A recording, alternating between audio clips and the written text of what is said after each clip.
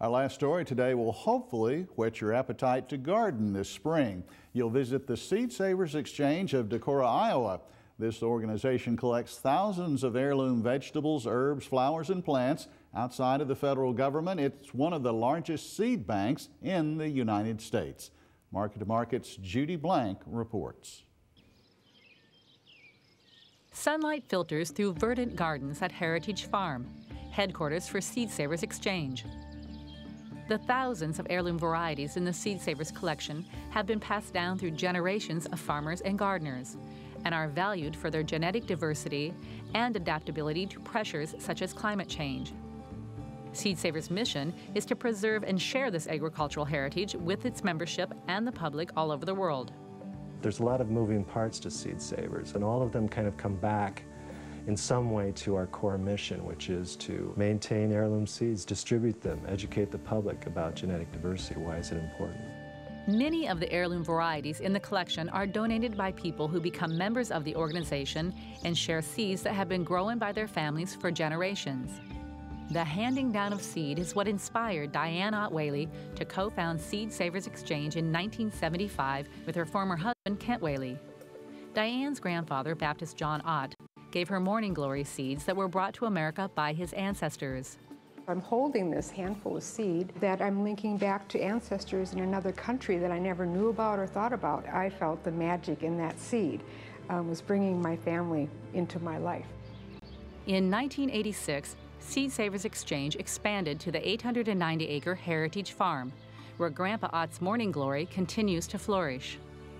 And now when you think about the power of that little seed, we have 13,000 people that are members, we have 24,000 different accessions of seed in our collection, and we've grown into this beautiful, beautiful paradise, and all from a little seed. The gardens are living classrooms that are open to the public. Seed Savers offers various educational resources, including online webinars. While its primary purpose is to educate the public about heirloom plants, the history of the seed plays a vital role in Seed Savers' goal of preserving America's garden heritage.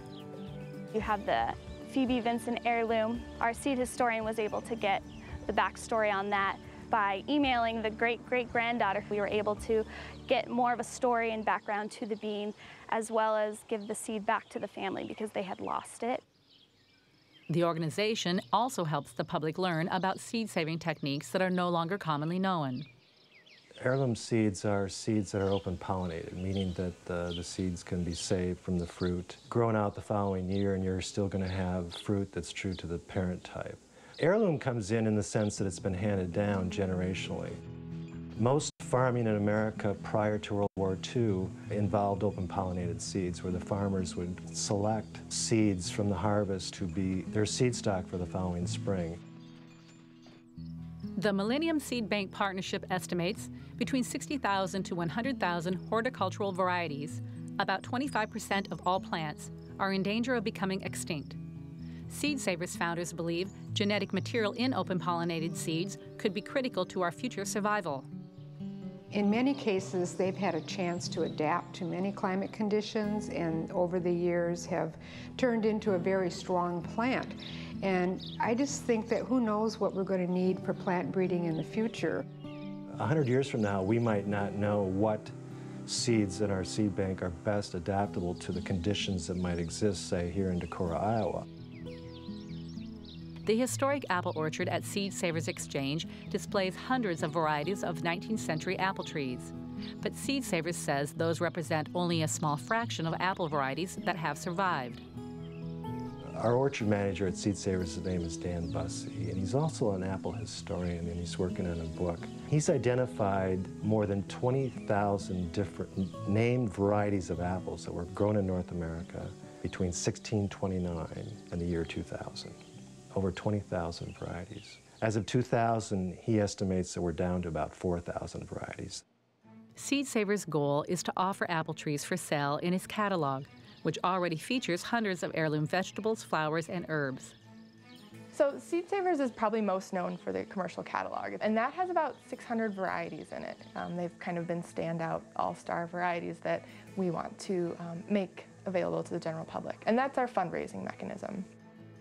We sell seed throughout the world, primarily in the United States. We probably had a customer base this year of around probably 40 to 50,000 customers. In addition to its catalog, Seed Savers also publishes a yearbook to facilitate the actual exchange of seed between some of its more than 13,000 members. And that person-to-person exchange is really the most resilient system we can have for our seeds. That means that they're out there, it means that they're getting used, and it means that they're relevant and important to people. The organization also sells wholesale to larger growers and in bulk to other seed companies. More than 500 garden centers across the nation carry Seed Savers Exchange retail seed racks. I'd say more than 50% of the revenue that we generate each year comes from seed sales of individual packets. Seed Savers contracts with various growers to help produce its retail products. Mike Bollinger and Katie Prohaska of River Root Farm in Northeast Iowa help grow garlic with a little assistance from their 2 young children. We'll sell about 50 to 60,000 heads of garlic for seed this year, and they're part of that effort. They're providing the seed stock to us, and then we're growing it out. We're doing all the processing and bringing it back to them as a finished product. Mike and Katie also provide certified organic seedlings for sale at the Seed Savers Exchange Visitor Center at Heritage Farm. Like plants that originally began with a single seed, the exchange has grown over the past 40 years. Its vast seed collection is carefully maintained according to International Gene Bank protocols. This is the freezer vault, the long-term storage area at Heritage Farm. But the history also is preserved in literary form. Hundreds of letters accompanying seed donations are carefully studied and documented. Each year, more than 20,000 visitors are drawn to Heritage Farm, where the work to preserve agricultural diversity has expanded to include livestock, such as rare, ancient White Park cattle. And while Seed Savers Exchange is Aunt Whaley's top priority, she has found time to write about her passion for preserving botanical history. Her book, Gathering, Memoir of a Seed Saver, is a story of the exchange. I think when we started, we felt the urgency too, because when a seed is gone, it's gone and it's irreplaceable. For Market to Market, I'm Judy Blank. You can watch this story again on Seed Savers Exchange on our Farmweek website, farmweek.msucares.com. You can also see it on YouTube and Facebook. We'll also have a link on the Market to Market website where you can see the story as well and read the script. We'll also have a link to the Seed Savers website, seedsavers.org.